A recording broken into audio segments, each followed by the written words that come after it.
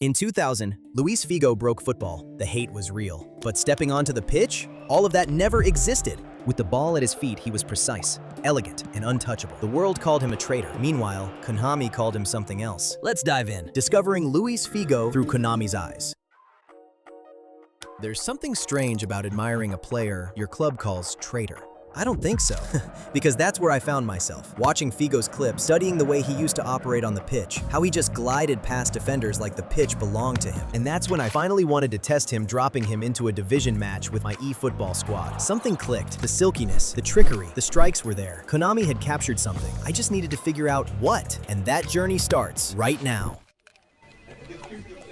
My approach with Figo isn't to lock him into one role, because that would be doing him a disservice. The real Figo never belonged to just one shape. He took whatever form the game demanded. A finisher when the moment called for it. A creator when his team needed vision. A dribbler when the game needed to be broke open. Not as a player with one trait, but as a shapeshifter. Someone whose impact changes as the momentum shifts. That's exactly how I wanted to portray him in game. And the system around him? Figo played under different managers throughout his career, but football at that time wasn't the tactical chess it is nowadays. It was physical, direct, and relentless. So I kept it true to that era. Long ball counter, quick counter, systems that match the raw and direct nature of the football he dominated. The question is, does Konami's Figo shapeshift the same way the real one did?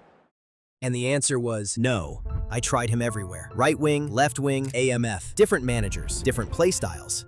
And what I got was inconsistency. Matches where he dominates so completely makes you think he is unplayable. And then the next game, nothing. Like a different player entirely. But here's what kept me going. In certain moments, he was nimble. Defenders genuinely couldn't get a hold of him. His movements were sharp and his strikes were top-notch. The quality was there. It was flickering, but it was there. So the problem wasn't Figo, it was me. I wasn't creating the conditions well enough for him to actually show what he is all about. And that's a humbling thing to admit, but that's exactly where this journey got interesting. And then I remembered something. A quote I came across from Johan Cryuff that goes like, "Playing football is very simple, but playing simple football is the hardest thing there is." And it hit me. That's exactly what Figo did throughout his entire career. He never made things look complicated, but instead, what he did was making the hardest things look effortless. That's why he's regarded as one of the greatest wingers to ever play the game. Not because he was flashy, but because he made complexity disappear. So how do I translate that into my gameplay? By using Smart Assist? No. That's a topic for a different video. So let me cook.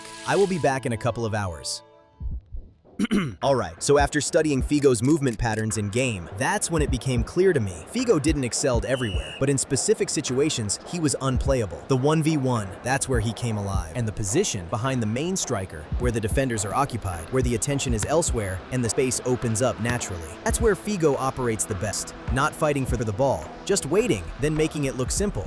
Just like Cryuff said. And it worked. The answer was in the simplicity all along. Second striker, the position where Figo doesn't need to fight for space, because it will find him, where the main striker draws attention and Figo ghosts in behind. The inconsistency that frustrated me for so long, gone. Suddenly he was putting out numbers and he was dependable. Match after match, Figo was showing up. Now for the formation I built around him, I've broken that down in detail in my previous video, so if you haven't seen that yet, the link will be in the description. And just like that, the problem had an answer. Konami's Figo doesn't need to shapeshift. Putting him in the right place will trigger the same impact the real one did. And yes, Cryuff was right all along. The simplest answer is always the hardest one to find.